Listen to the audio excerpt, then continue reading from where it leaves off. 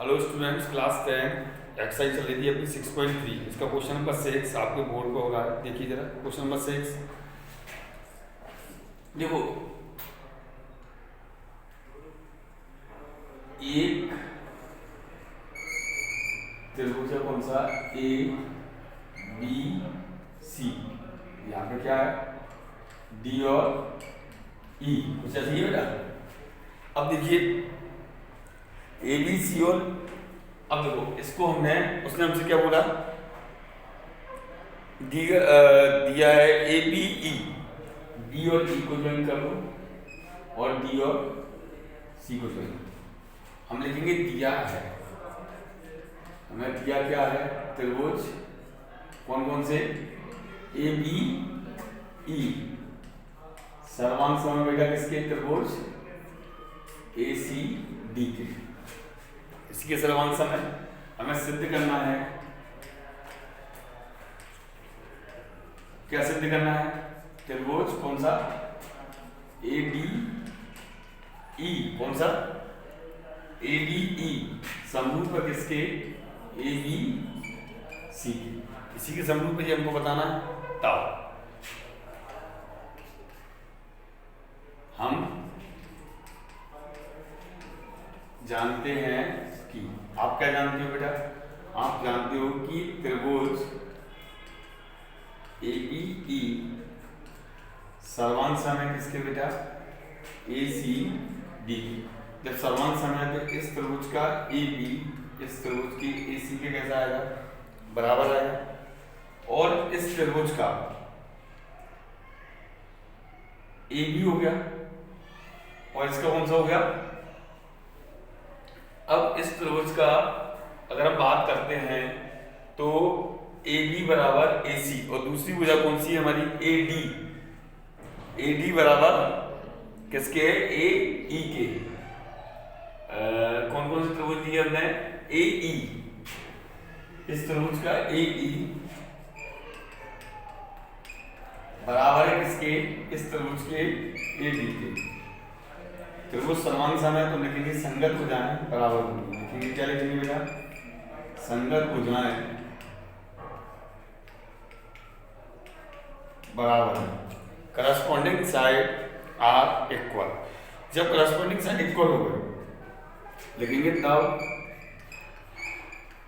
A B बराबर ए सी। A B किसके बराबर है? ए सी के। बेटा मैं इसके गुणा में एक लिख सकता हूँ, एक से गुणा करूँगा हो जाएगा।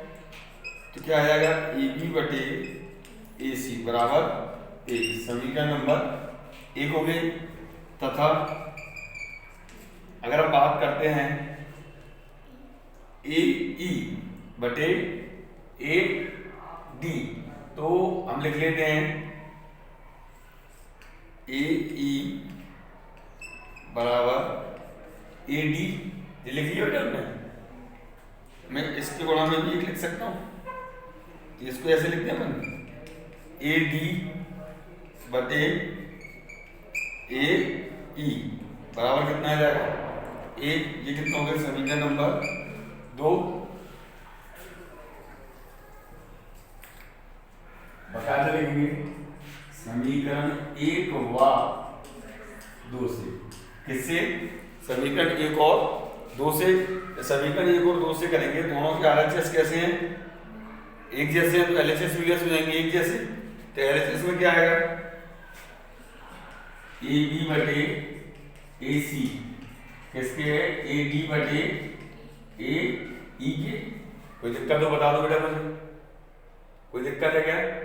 अब देखिए इसको मैं ऐसे भी लिख सकता हूँ, इस ये भाग में गुणा में आ जाएगा, इधर के गुणा में भाग में आ जाएगा। अगर मैं इसको लिख दूं ए ई बटे ए सी, इसको क्या लिख सकता हूँ?